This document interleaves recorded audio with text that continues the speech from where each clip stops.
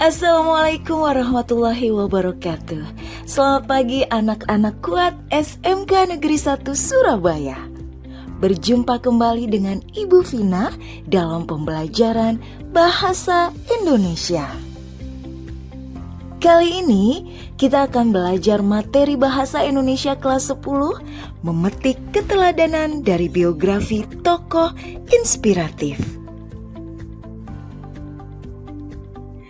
Apakah kalian mengenal tokoh di samping? Benar, tokoh di samping adalah Ki Hajar Dewantara. Ki Hajar Dewantara merupakan Bapak Pendidikan Indonesia. Beliau dikenal sebagai salah satu tokoh yang sangat berjasa dalam dunia pendidikan di Indonesia. Cerita tentang Ki Hajar Dewantara dalam membangun fondasi pendidikan di Indonesia dapat menjadi inspirasi kita dalam berjuang untuk memajukan bangsa dan negara. Cerita tokoh yang menginspirasi dapat ditemukan dalam teks biografi. Tahukah kalian tentang biografi?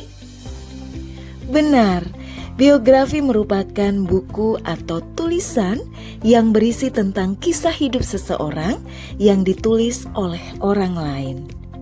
Membaca biografi memiliki banyak manfaat. Salah satunya dapat dijadikan pembelajaran bagi pembacanya. Pada bab kali ini, kalian akan belajar tentang teks biografi. Kalian akan belajar tentang struktur dan unsur kebahasaan teks biografi. Pahami materi berikut ini dengan baik. Setelah itu, kalian dapat berlatih menulis teks biografi secara runtut, logis, dan kreatif. Biografi merupakan tulisan tentang cerita hidup seseorang yang berisi kisah tokoh sejak kecil sampai tua, bahkan sampai meninggal. Jasa-jasanya, buah karya, serta segala sesuatu yang dicapai oleh orang tersebut.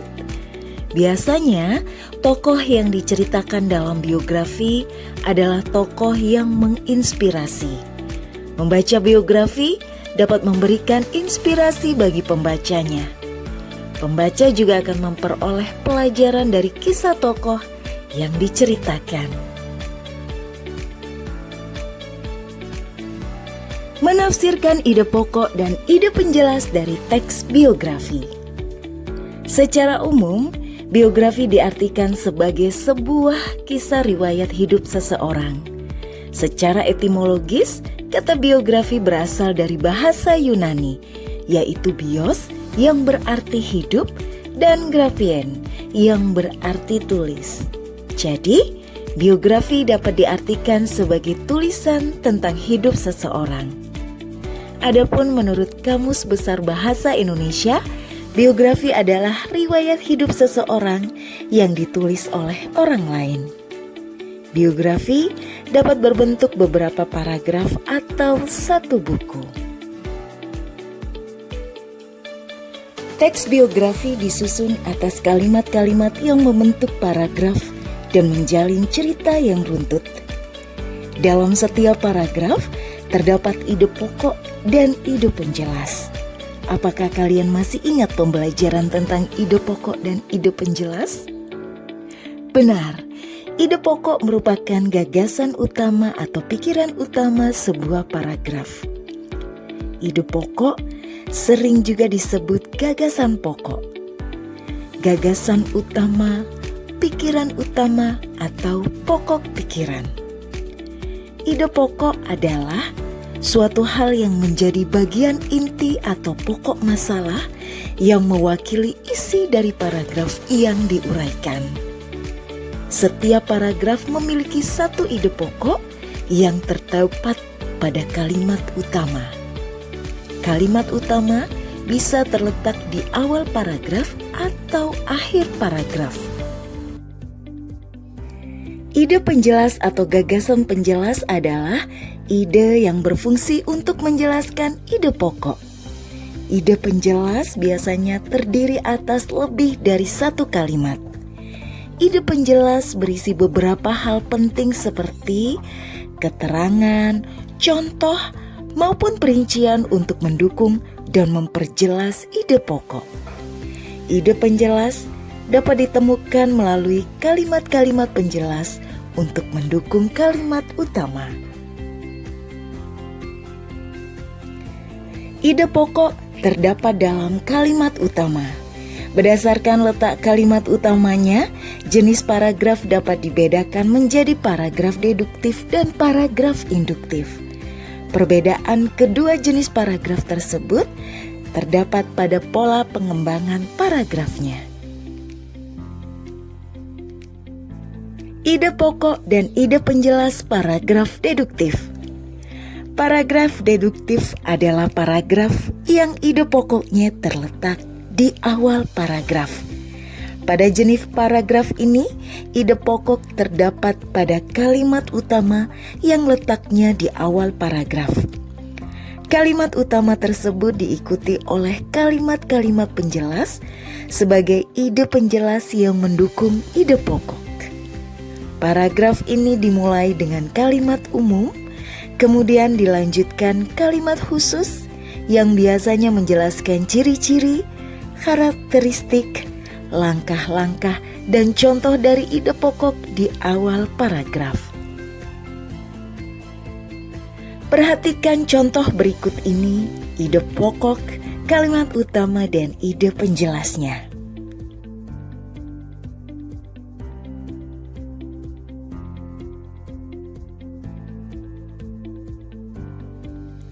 Ide pokok dan ide penjelas paragraf induktif. Paragraf induktif adalah paragraf yang ide pokoknya terletak di akhir paragraf. Paragraf induktif diawali dengan beberapa penjelasan atau kalimat penjelas yang mendukung atau menjelaskan topik yang dibahas. Paragraf induktif biasanya menyatakan hal-hal khusus pada bagian awal, kemudian menjelaskan hal-hal umum di bagian akhir. Bagian akhir paragraf tersebut merupakan kalimat utama yang di dalamnya terdapat ide pokok paragraf. Paragraf induktif menerapkan penalaran dari pernyataan khusus menuju pernyataan umum. Perhatikan contoh berikut ini. Berikut ide pokok, kalimat utama, ide penjelasnya.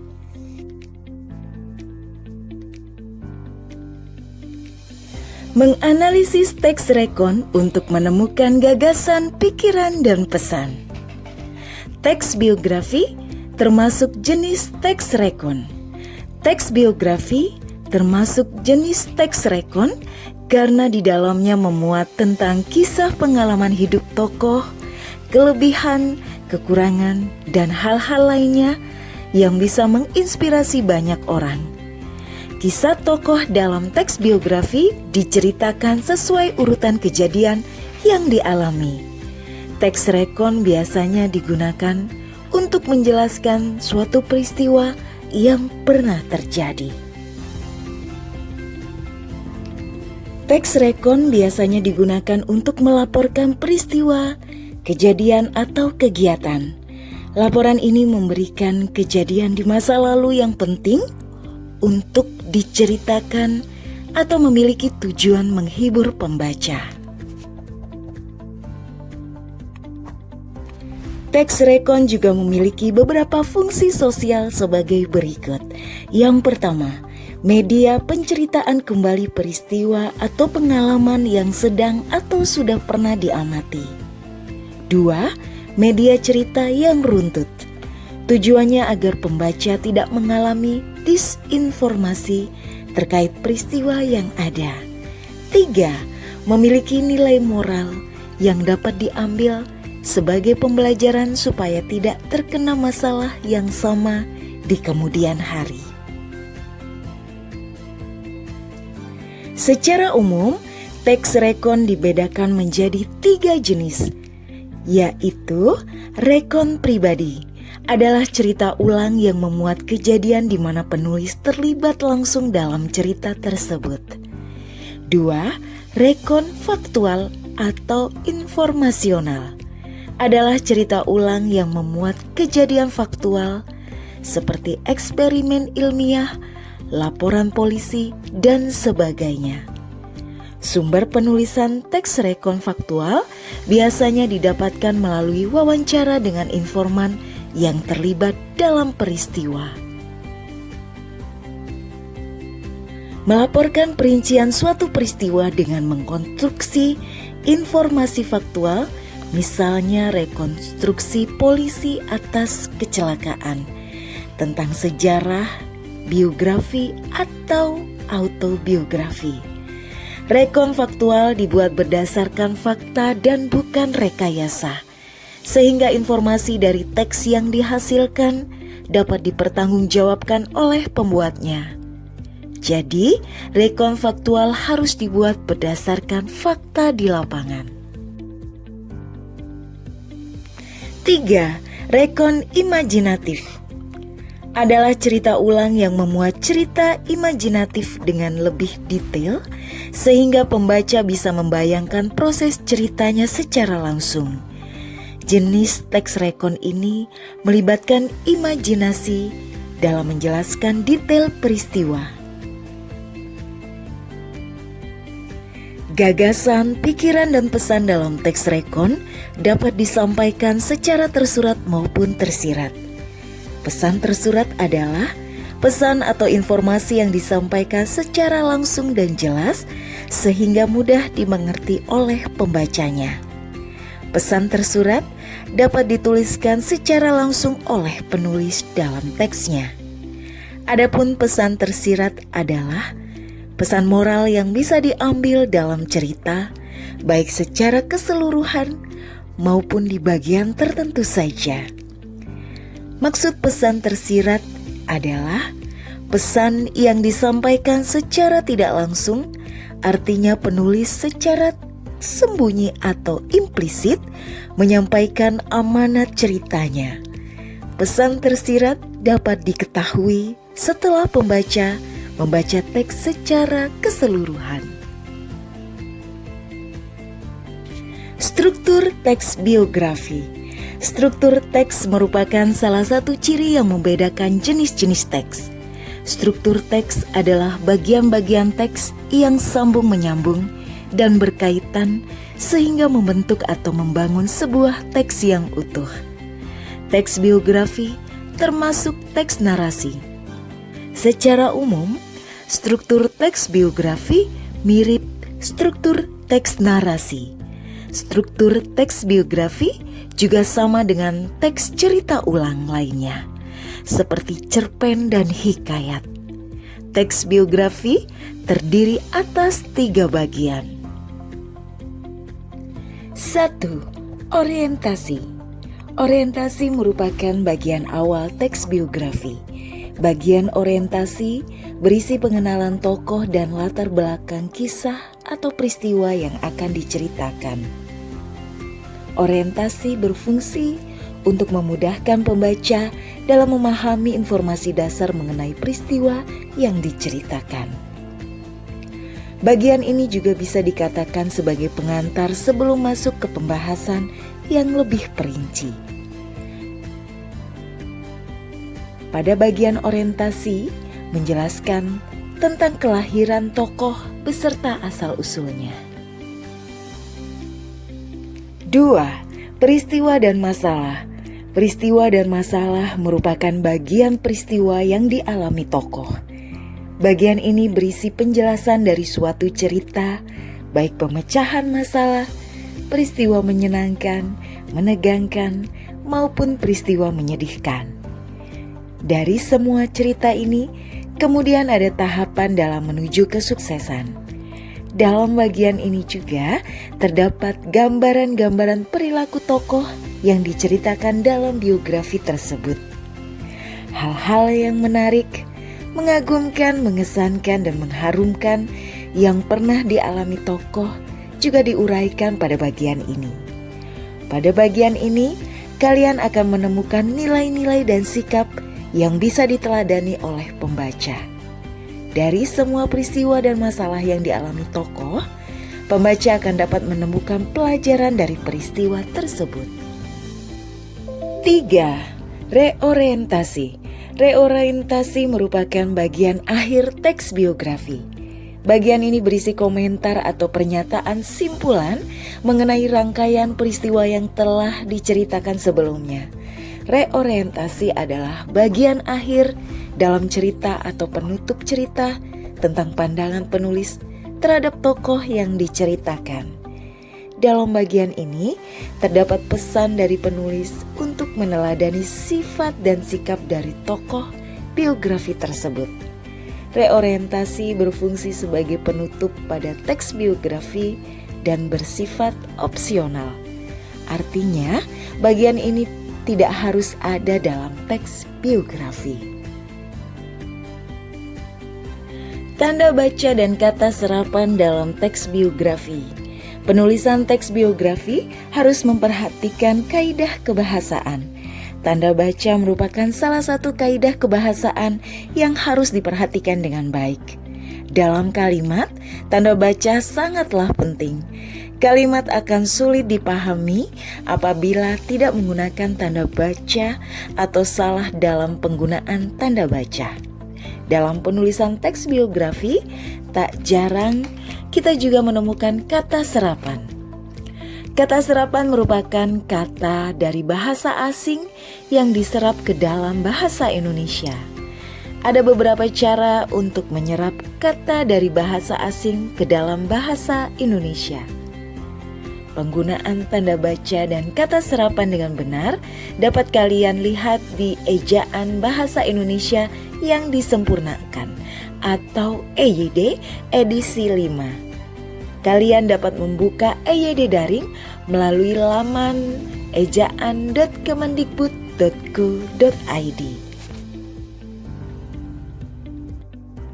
Tanda baca adalah simbol dalam bahasa Indonesia yang memiliki banyak bentuk dan fungsi. Fungsi tanda baca berkaitan dengan struktur, jeda, dan intonasi bacaan. Secara umum, fungsi tanda baca adalah untuk menjaga keefektifan komunikasi. Setiap tanda baca dapat mengartikan sebuah kalimat berbentuk kalimat tanya, perintah, atau deklaratif. Penggunaan tanda baca yang salah dapat membuat arti kalimat menjadi berbeda dengan konsep maknanya. Hal ini dapat menyebabkan pembaca tidak dapat memaknai kalimat dengan baik. Dengan penggunaan tanda baca yang tepat, kalian akan mudah memahami kalimat yang dimaksudkan.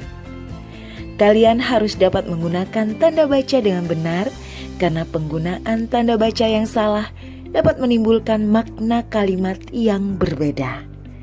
Tanda baca yang salah juga membuat kalimat sulit dipahami.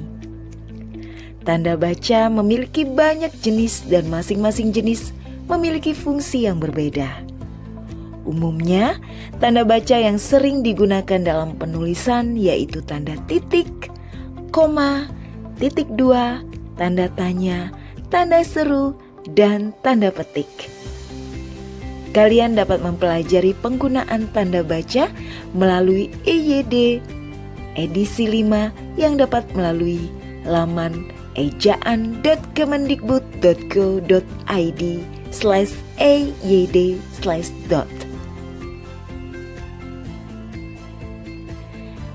Penggunaan kata serapan banyak ditemukan dalam penulisan teks biografi. Kata serapan merupakan kata-kata yang berasal dari bahasa asing ataupun bahasa daerah, kemudian dipakai sebagai bahasa asli.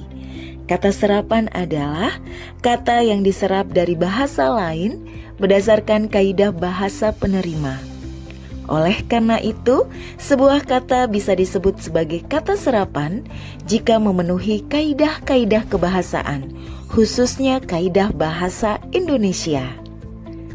Munculnya kata serapan dalam bahasa Indonesia disebabkan beberapa faktor, antara lain interaksi masyarakat serta pesatnya ilmu pengetahuan di berbagai bidang dan kehidupan. Unsur serapan berdasarkan prosesnya diklasifikasikan menjadi 3. 1. Adopsi. Adopsi merupakan unsur serapan yang dipungut secara utuh tanpa penyesuaian atau perubahan dengan bahasa penerima. Adopsi merupakan penyerapan kosakata asing yang maknanya mirip dalam bahasa Indonesia tanpa mengubah ejaan, pengucapan, dan penulisan. Contohnya, film dalam bahasa Inggris, bola, bahasa Portugis, aneka, bahasa Sanskerta, dan abad bahasa Arab. 2. Adaptasi.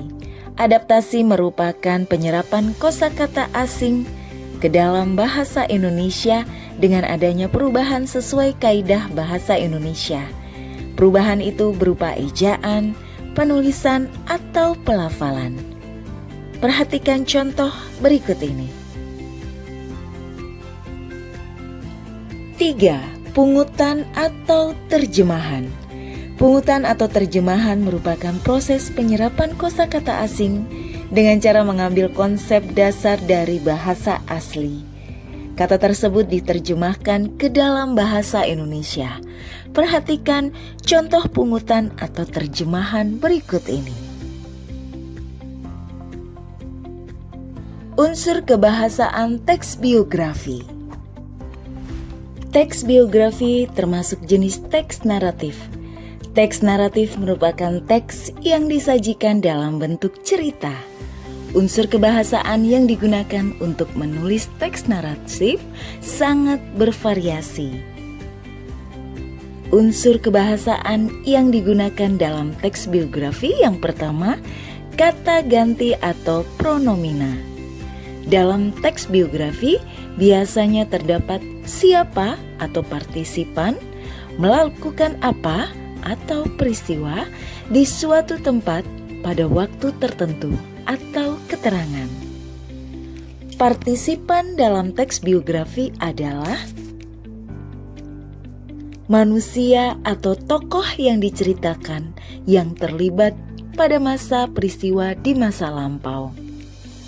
Untuk menyebutkan nama tokoh, sering digunakan kata ganti atau yang disebut pronomina. Kata ganti atau pronomina adalah kata yang sering digunakan untuk menggantikan benda dan menamai seseorang atau sesuatu secara tidak langsung.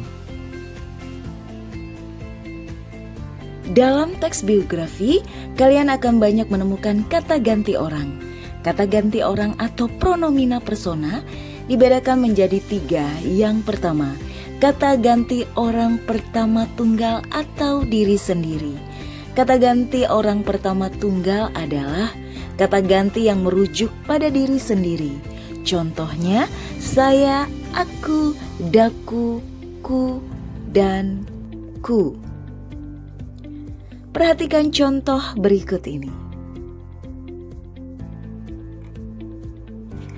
2. Kata ganti orang kedua atau orang yang diajak bicara. Kata ganti orang kedua digunakan untuk merujuk pada orang yang diajak bicara secara langsung. Contohnya, kamu, Anda, dikau, kau, mu, dan kalian. Perhatikan contoh dalam kalimat berikut ini. 3. Kata ganti orang ketiga atau orang yang dibicarakan. Kata ganti juga bisa disematkan dalam kalimat untuk merujuk pada orang ketiga. Orang ketiga adalah pihak yang sedang dibicarakan dengan orang lain. Contohnya, ia, dia, beliau, dan mereka. Perhatikan contoh penggunaan dalam kalimat berikut ini. Unsur kebahasaan teks biografi selanjutnya adalah kata kerja material. Kata kerja atau verba adalah kelas kata yang biasa berfungsi sebagai predikat. Jenis kata kerja yang banyak ditemukan dalam teks biografi adalah kata kerja material. Kata kerja material adalah kata kerja yang menunjukkan aktivitas dan perbuatan nyata yang dilakukan oleh partisipan. Secara sederhana, penggunaan kata kerja material dapat dikenali jika kata kerja yang digunakan menunjukkan bahwa subjek sedang melakukan sesuatu. Contoh kata kerja material antara lain menulis, membaca, bekerja, menyapu, dan melihat. Perhatikan contoh penggunaan kata kerja material di dalam kalimat berikut ini. 3. Kata kerja aktivitas mental. Kata kerja aktivitas mental adalah kata kerja yang digunakan untuk mengekspresikan sikap atau respon seseorang terhadap suatu keberadaan, tindakan, atau pengalaman. Kata kerja mental sering disebut kata kerja tingkah laku atau verba behavior oral. Jadi, kata kerja tersebut menggambarkan tindakan atau perilaku seseorang terhadap suatu keadaan. Perhatikan contoh penggunaan kata kerja mental di dalam kalimat berikut ini. 4. Kata kerja pasif. Berdasarkan subjeknya, kata kerja dibedakan menjadi dua, yaitu kata kerja aktif dan kata kerja pasif. Kata kerja aktif adalah kata kerja yang subjeknya berposisi sebagai pelaku dan biasanya berawalan me atau ber. Sementara kata kerja pasif adalah kata kerja yang subjeknya berposisi sebagai yang dikenai penderita dan umumnya berawalan di atau ke ter. Penceritaan dalam teks biografi banyak menggunakan kata kerja pasif. Perhatikan contoh penggunaan kata kerja pasif dalam kalimat berikut ini. Unsur kebahasaan teks biografi selanjutnya adalah kata sifat atau adjektiva. Kata sifat atau adjektiva adalah kata yang berfungsi untuk menerangkan kata benda atau nomina dan secara umum dapat bergabung dengan kata lebih dan sangat. Kata sifat biasanya terdapat pada kalimat yang menjelaskan keadaan subjek atau objek. Kata sifat berfungsi sebagai pelengkap dan predikat. Kata sifat digunakan untuk memberikan deskripsi atau keterangan tentang suatu benda, orang, tempat atau kejadian. Kata sifat memberikan informasi tentang sifat, karakteristik atau kondisi dari hal yang dijelaskan. Secara umum, kata sifat dapat diartikan sebagai kata yang digunakan untuk menjawab pertanyaan seperti bagaimana atau seperti apa. Dalam konteks suatu kata benda, misalnya dalam kalimat rumah itu besar, kata besar adalah adjektiva yang memberikan deskripsi lantang tentang sifat dari kata benda rumah.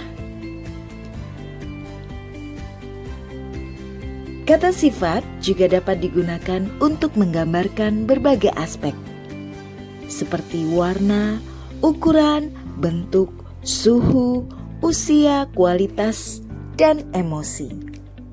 Misalnya dalam kalimat bajunya berwarna hijau atau anak itu sangat senang mendapatkan coklat, kata hijau dan senang adalah adjektiva yang menggambarkan warna dan emosi. 6. Kata penanda urutan waktu. Teks biografi merupakan teks naratif yang disajikan dalam bentuk cerita secara kronologis. Oleh karena itu, jenis teks ini banyak menggunakan konjungsi temporal. Konjungsi temporal adalah kata hubung yang menunjukkan urutan waktu kejadian. Misalnya, setelah itu, kemudian, lalu, ketika, saat, dan lain-lain. Teks biografi juga menggunakan konjungsi lain seperti dan, tetapi, karena, dan meskipun. Perhatikan contoh penggunaan kata penanda waktu di dalam kalimat sebagai berikut. Menulis teks biografi. Teks biografi termasuk jenis teks narasi. Oleh karena itu, menulis teks biografi tidak terlalu sulit. Menulis teks biografi seperti menulis cerita. Cerita dalam teks biografi disampaikan secara kronologis. Sebelum memulai menulis teks biografi, kalian harus memahami struktur dan ciri kebahasaannya. Untuk belajar menulis teks biografi, kalian bisa memulai dengan menulis biografi singkat. Biografi singkat hanya memaparkan tentang fakta-fakta dari kehidupan seseorang dan peranan pentingnya. Menulis teks biografi berdasarkan infografik. Menulis biografi dapat berdasarkan infografik. Infografik adalah penyajian data atau informasi dengan konsep visual yang terdiri atas teks, grafik, tipografi, dan ilustrasi yang menarik agar lebih mudah dipahami. Dengan infografik tokoh, kalian dapat merangkai dan menyusun informasi-informasi dalam infografik. Langkah-langkah menulis biografi. Kalian telah memahami struktur dan unsur kebahasaan teks biografi. Sekarang, kalian akan belajar untuk menulis teks biografi. Cara menulis teks biografi seperti menulis teks narasi. Kalian dapat menulis teks biografi dengan mengikuti langkah-langkah sebagai berikut. Yang pertama, menentukan tokoh. Menulis teks biografi diawali dengan menentukan tokoh terlebih dahulu. Sebelum menjadikan seorang tokoh sebagai objek penulisan teks biografi, kalian perlu melakukan konfirmasi terlebih dahulu terhadap tokoh yang akan ditulis. Apabila masih hidup, kalian perlu meminta izin secara langsung. Apabila sudah meninggal, kalian perlu meminta izin kepada keluarga atau orang terdekatnya. 2. Menentukan bahan. Setelah menentukan tokoh yang akan dijadikan biografi, kalian bisa mulai mengumpulkan informasi tentang tokoh sebagai bahan penulisan. Kalian bisa mengumpulkan bahan utama dan bahan pendukung dengan berbagai cara, seperti melakukan wawancara, studi buku, mencari data, dan sebagainya. Biasanya dibutuhkan waktu kurang lebih 2 bulan untuk mendapatkan sumber penulisan biografi yang lengkap. Tergantung tingkat eksistensi dan pengaruh tokoh tersebut. Jangan lupa melengkapi data dengan video, jurnal, foto, soft copy, hard copy, dan sebagainya. 3. Menemukan fakta utama. Setelah mengumpulkan bahan utama penulisan biografi, kalian dapat menemukan berbagai fakta yang bisa diangkat ke dalam kisah tokoh biografi. Misalnya, menemukan fakta unik, menarik, dan penting mengenai kisah hidup tokoh yang akan diangkat tersebut. Berbagai fakta tersebut penting diungkap karena menjadi peristiwa penting yang memiliki dampak bagi tokoh yang diceritakan. Fakta menarik dari tokoh bisa dijadikan pembelajaran bagi pembaca teks biografi yang kalian tulis. 4. Menentukan bagian yang penting. Menentukan bagian-bagian penting dari kisah hidup tokoh sangat perlu dilakukan. Karena kalian akan membuat biografi, hal penting harus dituliskan secara kronologis untuk dapat memahami dan mengetahui indikator atau mengurutkan peristiwa yang dialami tokoh tersebut. Bagian-bagian penting tersebut juga bisa menjadi pembelajaran atau inspirasi bagi pembacanya. 5. Menentukan daya tarik tokoh. Kalian harus mampu menonjolkan daya tarik tokoh yang diangkat. Terlepas dari terkenal atau tidaknya tokoh tersebut, kalian harus memiliki argumen yang kuat tentang tokoh tersebut bahwa penting untuk dikisahkan dan penting bagi masyarakat atau pembaca. Misalnya tentang pemikirannya, karyanya, pengaruhnya, atau keputusan besarnya. Mempresentasikan teks biografi. Teks biografi yang telah ditulis dapat dipresentasikan di depan guru dan teman-teman kalian. Langkah-langkah untuk mempresentasikan teks biografi dengan baik sebagai berikut. Yang pertama, menguasai dan memahami materi dengan baik. Penguasaan dan pemahaman tentang materi yang akan dipresentasikan merupakan hal penting. Dengan menguasai dan memahami materi, kalian akan terlihat lebih percaya diri. 2. Membuat media pendukung presentasi yang menarik. Media pendukung presentasi diperlukan agar audiensi tertarik dengan materi yang kalian sampaikan. Kalian dapat membuat slide PowerPoint atau menggambar poster untuk mendukung presentasi. 3. Mengenali tempat presentasi, alat pendukung, dan audiensi. Kalian harus mengenali tempat presentasi, alat pendukung presentasi, dan audiensi sebelum memulai presentasi. Hal-hal tersebut sangat penting dilakukan. Kalian harus memastikan tempat dan alat dukung memadai untuk melakukan presentasi. Sesuaikan presentasi dengan audiensi yang akan datang. 4. Melakukan simulasi presentasi. Sebelum melakukan presentasi, sebaiknya kalian melakukan simulasi presentasi terlebih dahulu. Hal ini agar kalian dapat mengurangi perasaan gugup saat tampil di depan banyak orang, sehingga terlihat percaya diri saat menyampaikan presentasi. 5. Memperhatikan kontak mata. Kalian perlu memperhatikan kontak mata dengan audiensi saat melakukan presentasi.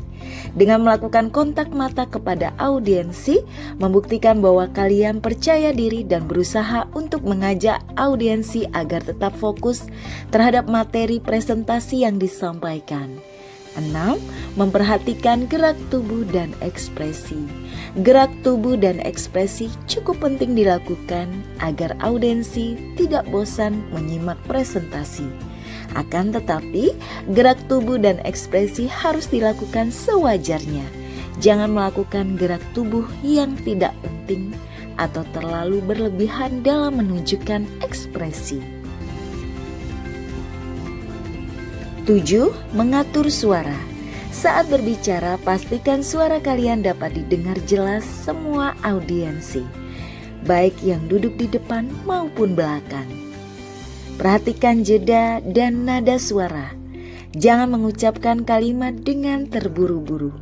Hal ini dapat membuat audiensi merasa kesulitan menerima presentasinya. 8. Memperhatikan pakaian yang digunakan. Kalian harus memakai pakaian yang sopan dan rapi saat melakukan presentasi. Kalian tidak perlu memakai aksesoris yang berlebihan. Sesuaikan pakaian dengan tempat dan audiensi presentasi. Hal ini akan membuat audiensi lebih nyaman saat menyimak presentasi kalian. Demikianlah materi pembelajaran kita kali ini. Sampai berjumpa di pembelajaran bahasa Indonesia lainnya bersama Ibu Vina. Salam dari SMK Negeri 1 Surabaya. SMK Negeri 1 Surabaya, kuat, kompeten, ulet, adaptif, akuntabel, dan terpercaya. Sampai jumpa. Wassalamualaikum warahmatullahi wabarakatuh.